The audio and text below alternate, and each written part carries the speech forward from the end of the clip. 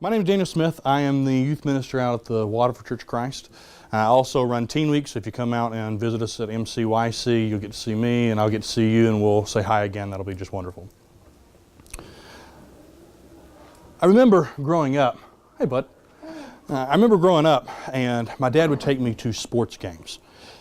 Perhaps that's where my love of sports came from. The experiences of hot dogs and hamburgers. It's just something about the whole experience. There's something about the excitement, the energy that enthuses everything that's around. Something about the blood, sweat, and tears poured out on the gridiron, poured out on a baseball diamond, poured out on a court that just sucks me in. Of all the sports, I love basketball the most. There's something about the ebb and flow of the game, something about the energy that permeates every aspect of a basketball gymnasium that I just find irresistible. But I don't just like to watch basketball, I enjoy playing basketball as well. Now, I'm not the greatest player on the face of the earth by any stretch of the imagination, but I consider myself okay. A while back, I remember kind of being in the midst of a slump. Really wasn't playing very well, wasn't getting any rebounds, wasn't shooting very well. In fact, I found myself just kind of holding on to the basketball, not really doing anything, just kind of hanging on to it. And every once in a while, I'd try and get rid of it. And I found myself sitting in my car one night wondering what in the world is going on. Well, why am I having such trouble playing? Why can't I seem to play better than this? And it dawned on me. I was afraid of making mistakes. I was afraid that if I took a shot, it'd be a bad one. I was afraid that if I tried to drive toward the basket, I'd turn the ball over. And so I elected to just simply hold on to the ball because that way I couldn't make any mistakes. And to an extent, I guess it kind of worked. But in my attempt to avoid to make mistakes by choosing not to take any risks, I also missed out on the opportunities. I missed out on the opportunities for success. And as I sat there in my car realizing that I was avoiding failure in basketball, it dawned on me that I was doing the same thing in the rest of my life. I was afraid to take risks at work because what if I made a mistake? I was afraid to take risks at home because what if I let somebody down? And so I was choosing instead to always kind of play it safe, to not really take any risks, not really do anything. And I guess I kind of helped avoid failures, but at the same time I missed out on all the opportunities for success. The reality is in life that if we avoid taking risks, yeah, perhaps we can avoid some failures, but we miss out on opportunities. The research would suggest that some of you can relate to that fear of failure, the fear of letting everybody down, the fear of making some kind of mistake. Your generation is known as Generation Z, otherwise known as the Homelanders. And the researchers say that one of the challenges that you all face is fear. I want you to think for a minute of all the challenges that your generation is facing, all the challenges that you have faced up to this point. You guys have experienced and are experiencing a post-9/11 world. You experienced all the fallout of September 11th, 2001. You live in a world where terrorism is a very real possibility. You live in a world where mass shootings, school shootings seem to happen almost on the regular. You live in a world marked by political chaos and political uncertainty. And you live in a world that has experienced financial upheaval and financial turmoil. And all those are pretty significant challenges. Now, let's combine that with, I heard somebody's phone going off. I don't know who it was, but thank you for the illustration. It was wonderful. Let's combine that with that wonderful device you've got in your hand. You have access to almost infinite information. And with that, you have access to almost infinite choices. But with those infinite choices, you live in a world where you've seen that a poor choice can have consequences. And so the two things mesh together, create this soup, if you will, this wonderful storm for fear. And that is, that, at least according to the researchers, you all face the reality and perhaps the fear that if you make the wrong choice, devastation might ensue. You face the reality of the lion facing the lion tamer. So hopefully some of you have seen a lion tamer, but if you haven't, he's got a whip in one hand, a chair in the other, dressed out in some nice, showy kind of clothes. And he faces the king of the jungle. In one hand, he flicks his wrist, and whoosh, and he and the lion, they circle each other a little bit more, and whoosh, they circle each other a little bit longer, whoosh. And before you know it, the lion does something kind of weird. Instead of attacking, he just kind of lays down. Now, some of you may be thinking that whip, just really intimidated the king of the jungle for whatever reason. Whoosh, and he decided it was time to lay down. It's a chair. But the reality is, it's the chair. I'm thinking some of you may have heard this illustration before, and that's okay. If you know what happens, you know that the lion looks and sees 4 chair legs. It isn't really certain which chair leg to attack. And so the king of the jungle is tamed because of his inability to make a decision. Because he has so many choices, he's uncertain what to do. That's the reality that some of you face. You have infinite choices, but you live in a world where you've seen that choices have consequences. And so sometimes you find yourself wondering, can I make a decision? Most of our fears can be summed up in one question. What if? And some of our fears kind of go along these lines. If I don't get good grades, then I can't go to a good college. And if I can't go to a good college, then I won't be able to get a good job. And if I don't get a good job, then I won't be able to make enough money. And if I don't make enough money, then I won't be able to eat. And if I can't eat, well, we all die. And all of those are what if questions. What if I pick the wrong career? What if I pick the wrong college?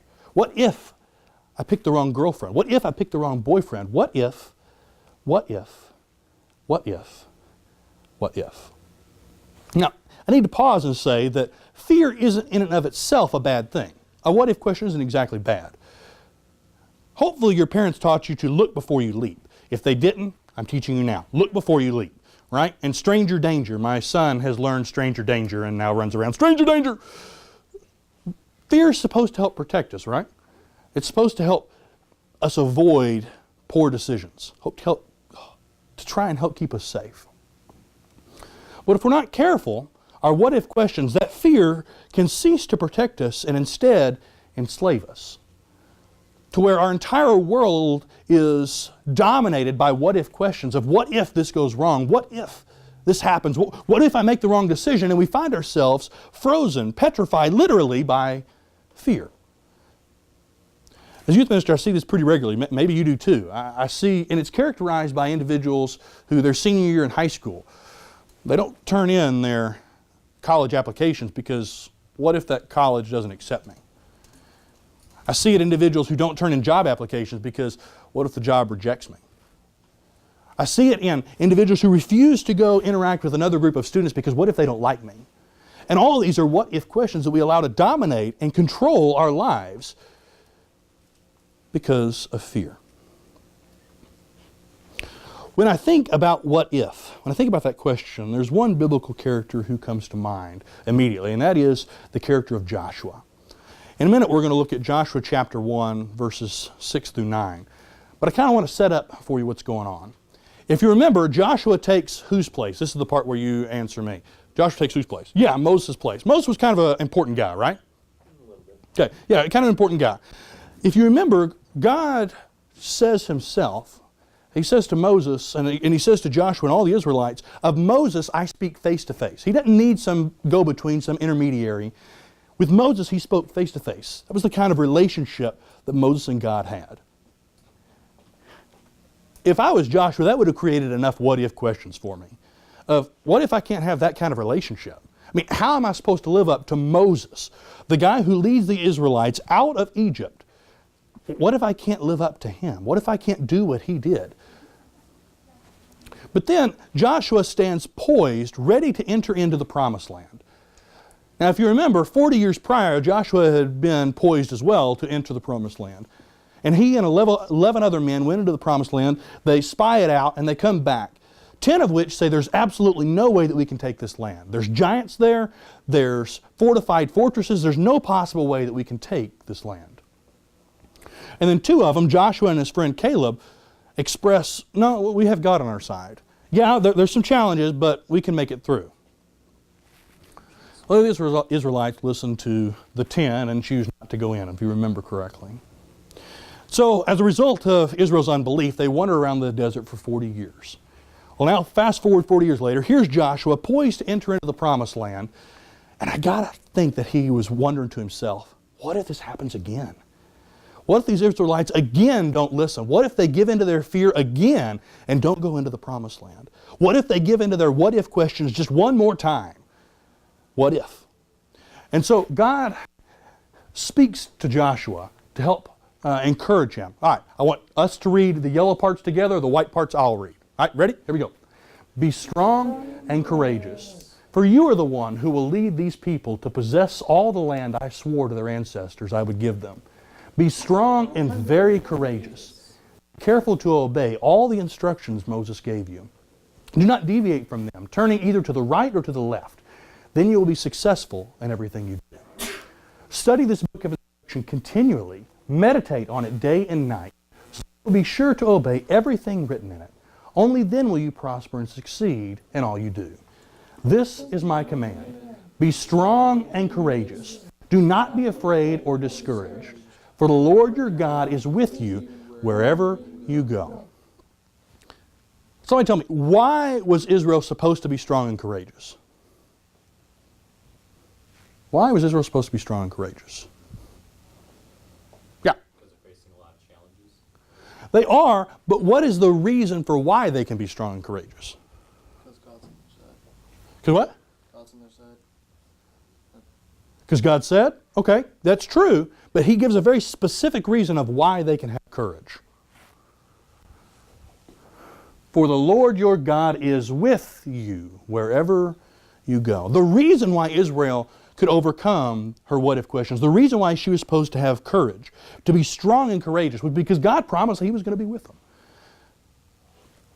The same is true for you and me today. For those of us who serve God, for those of us who put Christ on in baptism, God is with us. Even if everybody in the world were to leave us all by ourselves, we would never actually be alone. There would always be one with us. There would always be one who's stronger than any challenges we might face. I mean, we serve the most powerful being in the universe, and He fights for those of us who serve Him. That is why we can have courage. That is why we need not give in to our what-if questions, because God will be with us wherever we go. Now I want you to look back up here. Meditate on it day and night. What is it, by the way? Meditate on it. Yeah, the Bible. In their case, the Scriptures, but the Bible is true as well. Meditate on it day and night, so you'll be sure to obey everything written in it. We need to grow our spiritual lives. We need to be involved in reading our Bibles and praying and gathering with other Christians. We need to grow our spiritual lives, and as we do that, as we grow closer to God, the understanding that we are not alone becomes stronger. Does that make sense? We're never alone, but sometimes when we drift away from God, we kind of feel like we're alone. However, when we choose to grow our spiritual lives, the knowledge and the recognition that we are not by ourselves, that we do not face our fears alone, becomes stronger. When you have what-if questions, when you face feelings of anxiety, feelings of depression, feelings of challenges, draw closer to God. Why? Because in doing so, you are better able to recognize the truth, that is, that you are never actually, truly alone. I want to share another passage with you. Same thing. I'll read the white, let's read the yellow together. In my distress I prayed to the Lord, and the Lord answered me and set me free. The Lord is for me, so I will have no fear. What can mere people do to me? Yes, the Lord is for me. He will help me. I will look in triumph at those who hate me. The Lord is for us. The Lord fights for us. Why do we need not have fear? Because He fights for us. And what can mere people do to me? The worst thing that could happen to any of us is that we die, right? But for those of us who are in Christ, even when we die, we win. So what can people do to us?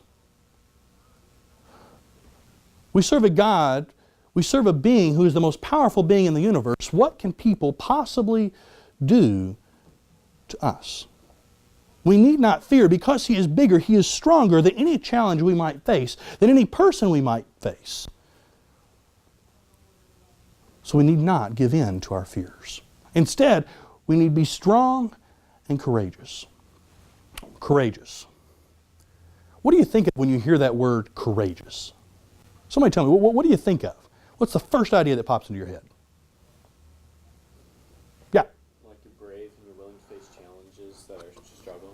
Okay, so you picture a redheaded girl with a bow? No. Brave? No? Okay. That one went over everybody's head. That was sad. I got it. Yeah? Okay. Brave. What else? What else do you picture?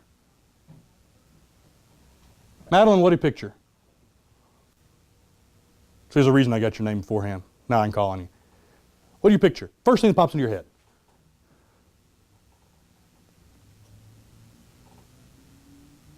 Oh, come on, you got something. First thing that pops into your head. Say Indiana Jones. He's just smart. What? He's just smart. Say Indiana Jones. Seriously, say Indiana Jones. What about the snake pit? All right, we're going to go with Indiana Jones. Good answer. Yes, Indiana Jones. Now, specifically, whenever I think of him and the idea of courage, I think of Indiana Jones and the search for the Holy Grail. Now, for those of you who've seen the movie, you remember that towards the end, there are a couple challenges that Indy faces. One of which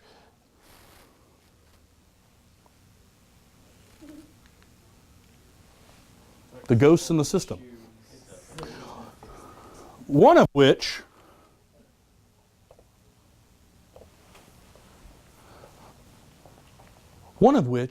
is the leap of faith.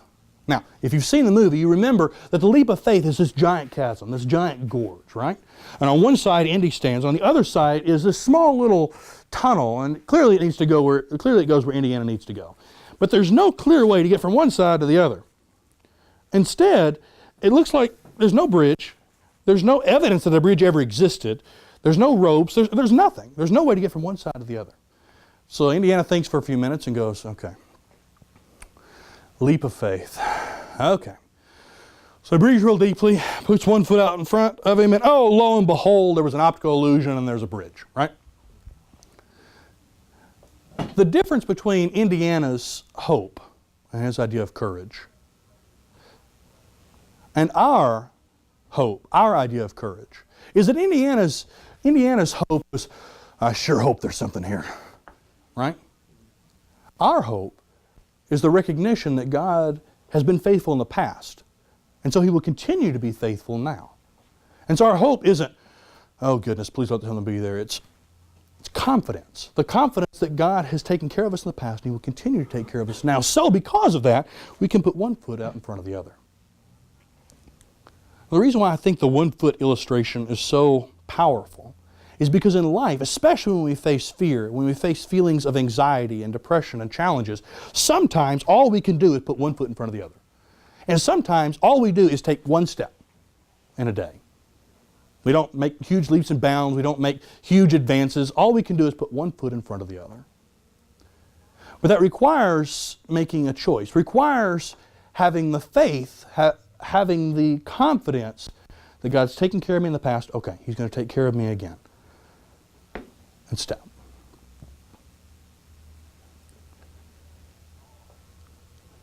I want to suggest 4 steps that you can take. 4 ways in which you can help face your what ifs, help face your fears, and help take that first step. But to do that, I need 4 volunteers. I need 4 of you. All right. 1, 2, 3, and 4. Good, good, good. All right. Come up here. Doesn't matter. Get in a straight line. I don't really care what order you're in. Here we go, here we go, here we go. All right, we're going to start way over here. All right. Now, you have to speak loudly, right? Okay. Can you do that? All right. Remind everybody of your name. Tom. Tom? Okay. Yay, Tom. All right, Tom. When I point at you, here's what I want you to do. All right? I want you to say accept, right? Like you're taking a package. Can you do that? Yeah. Okay. Let's practice. Come on. Okay. Loudly. Arms out. Here we go. I believe in you. Accept. That was giving. I want to pull it in. Pull it in. Accept. That's, you take package is funny. Okay. All right. Accept, right?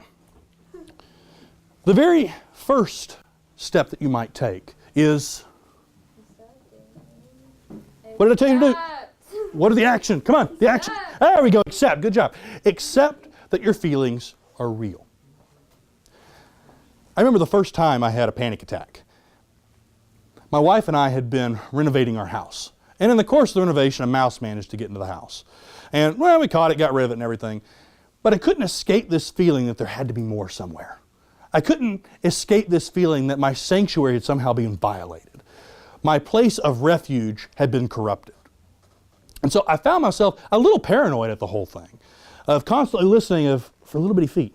And I remember one night specifically where I thought I heard something, and I listened real close. I wasn't sure, so I got up to go check, and sure enough, there's nothing there. And I told myself, man, what are you being such a sissy about? Why are you afraid of this little mouse? I mean, it's smaller than your foot. But something happened. The more that I told myself that I just needed to grow up, the more I told myself I just needed to get over it, the more I told myself that, there's nothing to be afraid of, the more anxious I became, the tighter my chest got, and it didn't help at all. Sometimes when we face feelings of fear, feelings of anxiety, feelings of depression, we try and tell ourselves, I shouldn't feel this way. And we come up with logical reasons as to why we shouldn't. I mean, I have friends, I have people who care about me, I have a pretty good life. This really isn't all that scary. And perhaps our reasons are true. Perhaps we do have all those things. But as we try and logically explain away our fear, we're in fact ignoring it. And the only thing that happens is we keep guilt on the rest of our feelings.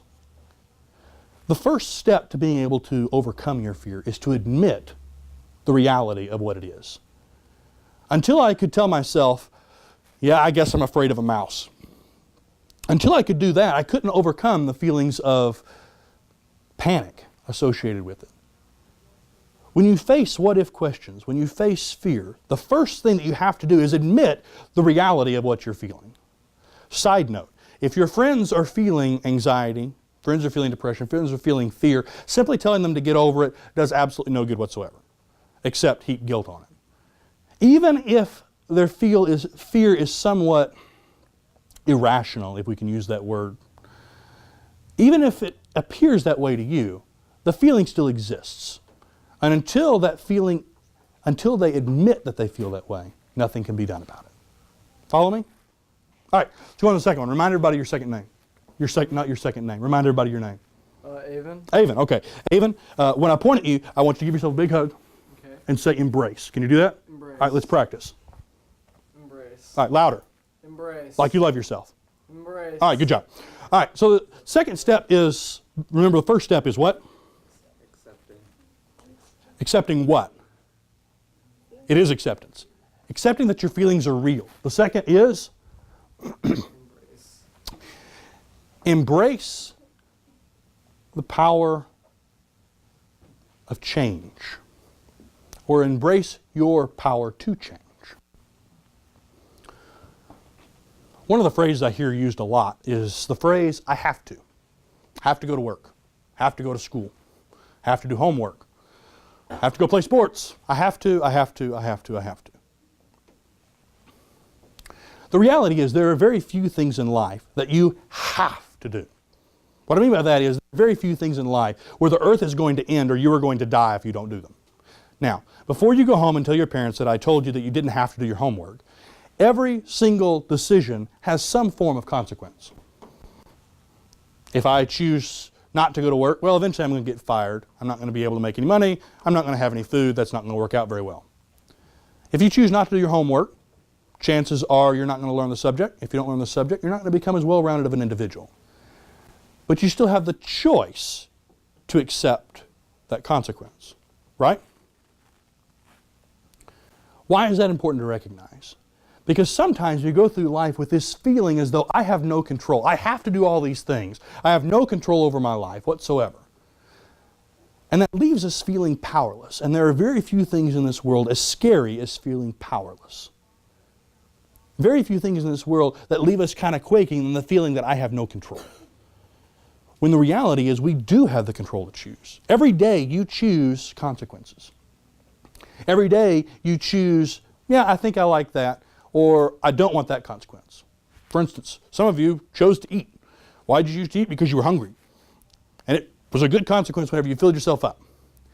But if you were to choose not to eat, well, eventually that consequence is going to catch up with you. Not only do you have the choice to choose the little things in life that you do over and over again, the daily choices, but you have the choice to choose whether you face your fear or whether you allow yourself to be enslaved by it. Only you can choose. Nobody else can choose for you, and you can't choose for anybody else. But only you have the power to choose. And you do have the power to choose whether you face your fear or whether you allow it to overcome you. Whether you face your anxieties or whether you allow yourself to be ruled by them. Now that doesn't mean it's easy. No. But you have the power to choose whether you allow them to control you or whether you're going to face them. All right, for our third one. Tell everybody your name. Ian. Ian. Hi, Ian. All right. Ian, whenever I point at you, here's what I want you to do. Okay, I want you to go, yay! Can you do that? Yay! Loudly. Yay! You're excited. Yeah, okay. Good job. All right, so the third one is very simple. But the first one was accept. Accept what? Yeah, accept your feelings are real. Good job. What's your second one? Embracing the power to change. Yeah, embrace the power to change. And the third one is, what are you supposed to do? Yay, good job. All right. The third one is be your own cheerleader. Now, that sounds kind of funny. But every day we tell ourselves messages. Every day we engage in self-talk. Now, if you don't know what self-talk is, picture a record player that says the same message over and over and over again. And our self-talk can go something like this. Some people are, yeah, I'm good at math. And we tell ourselves over and over again, I'm good at math. Some of us say, I'm not very good at anything. I'm kind of worthless. And we tell ourselves that over and over and over again. Some of us say, I'm a great athlete. And others of us say, I'm kind of ugly. And we tell ourselves these messages over and over and over and over and over and over and over again. And you know what happens the more you tell yourself these things? The more you begin to believe them. The more you tell yourself, I'm good at math, the more you believe, I'm good at math. The more you tell yourself that you're worthless, the more you suddenly believe that you are worthless. And the more you believe your self-talk, the more you begin to act out that self-talk. And the more you begin to treat others differently. You know, Jesus said that we're supposed to love our neighbors as who? What happens if you don't love yourself? How can you love your neighbor if you don't know how to love yourself? You can't. The self-talk we use is very powerful. And we can choose to tell ourselves better messages. Now, that does not mean we need to become arrogant. It doesn't mean we need to be able to say, I'm the best and you can't do nothing about it. No. It does, however, mean that when the self-talk we have been saying is, I'm worthless, we can change that self-talk to, no, God saw value in me, and I have value because I'm created in His image. And we can change that self-talk to, I was so valued that He sent His Son to die for me. When we begin to change our self-talk, when we begin to recognize the power that we have, if you will, we begin to recognize our own abilities, we begin to recognize the abilities God has given us, we grow in our confidence. And as that confidence grows, we're able to more easily put one foot in front of the other. We're more easily to stand up, to be strong and courageous and face our fears, to face our what-if questions. But part of it begins with changing the messages we tell ourselves every single day. There's enough people in the world telling you that you're not worth anything or that your worth is tied entirely to what you look like or what you do. Don't help them out by saying it yourself. All right, so the three that we've covered so far are, what's the first one? Accept the feelings are real. The second one is? Embracing the power to change. Yeah, embracing the power of change. The third one was? Your own cheerleader. Be your own cheerleader. And fourth, but certainly not least. All right, remind everybody your name. Danny. Hi, Danny. All right, Danny. When I point at you, I want you to do this and say pray. Pray. Okay, let's practice. Pray. Good job. All right. So we've been through the first three, and the fourth one is? Pray. Good job. When we face feelings of fear, when we face feelings of anxiety, face feelings of depression, there's a tendency to withdraw. There's a tendency to go off and be on our own. That is the worst possible thing that you can do, is to go off and be by yourself. I understand that there are times we need a little self-time. That's one thing. But you've seen it. You know what it looks like. People who suddenly just close themselves off from everybody. You do not have to go through life alone. You do not have to go through feelings of anxiety or depression. You do not have to face your fears alone. When you encounter these feelings, when you encounter fear, find a brother or sister in Christ and go talk to them. Talk to a youth minister. Talk to an elder.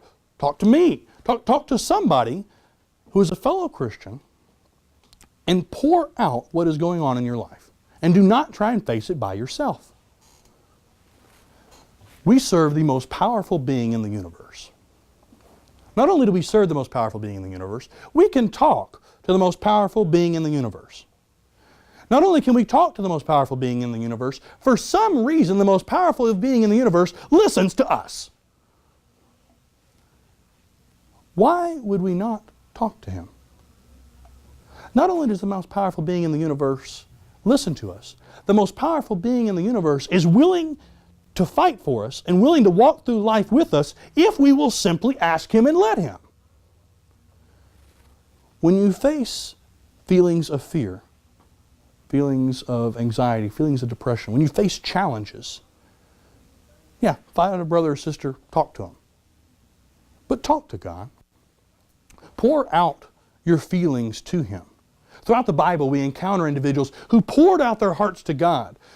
Some who even yelled out to God, "What in the world are you doing?" Clearly, God is big enough to be able to handle our fears, be able to handle our feelings, be able to handle our questions. Take the time to talk to Him. Use your most valuable resource. The question is not if what-if questions will arise. It is not if fears will arise. It is when fears arise, when you have what-if questions, what will you do with them? Will you allow your fears to enslave you, to control your life? Will you, like the lion, lay down before the lion tamer, uncertain of what to do or how to move forward? Or will you choose to be strong and courageous? Will you choose to trust in the God who has been faithful and will continue to be faithful? Will you choose to accept that your feelings are real? To embrace the power to change? Will you choose to be your own cheerleader and change your self-talk? And will you choose to not only share your struggles with others, but share them with the most powerful being in the universe? Will you choose to be strong and courageous and put one foot in front of the other? I hope and I pray that you choose to put one foot in the other, that you choose to face your fears, face your anxieties, face your feelings, and face your challenges. Yeah, some days it's going to be hard, and some days you may struggle to put one foot in front of the other. Some days may be a little easier. But I pray that you will choose to do so, because only then can we begin to make progress. Only when we choose to take a little bit of risk can we possibly get reward. Yeah, there are going to be times we fail. Failure is okay. Failure is part of life. But only when we choose to take a little bit of risk, only when we choose to trust God and to put one foot in front of the other, can we encounter the blessings that He would have us to receive. Love you all very much. Thank you for listening to me. I want to pray before we conclude, and then we'll be good to go. If you guys want to grab a seat, you can. Thank you for standing up for so long. You've been great.